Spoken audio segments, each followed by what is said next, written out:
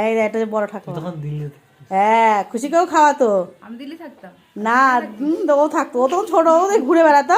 আর ভাই তখন ছোট ছিল, ভাই তখন 1 মাস বয়স। হ্যাঁ, তখন ভাইয়ের 1 মাস বয়স, থাকতাম, মনে আছে। তাই তো মাসিমা বলো? হ্যাঁ, তখন আমার ছেলের 1 মাস বয়স। আমার এই ঘরেই থাকতো, এই যে এই দোকান ঘরটায়। হ্যাঁ, এখন তো দোকান ঘরটা দিয়েছে তাই। ওই ঘরটায় থাকতো। হ্যাঁ, মা কাজের জ্বালায় পারতো না, চ্যান করে দিবে।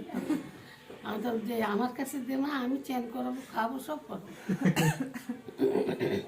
আবার সকালবেলায় আমাকে খাওয়াতো মাসিমা, রান্না করতে দিত না, আমাকেই খাওয়াতো সব, নিজে রান্না করে আমাকে খাওয়াতো। আবার কি, আজ আসি তো কাল নেই।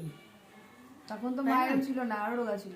তখন আমি কত রোগা ছিলাম বলো? মেসোমশাই বলতো না যে তোমার রান্না করতে হবে না? তুই আর মেসোমশাই দাদু যখন বেঁচে ছিল তখন বলতো ও রান্না করতে হবে না, ওকে দিবা ভাত। আমার রোজ সকালে খেতে দিত।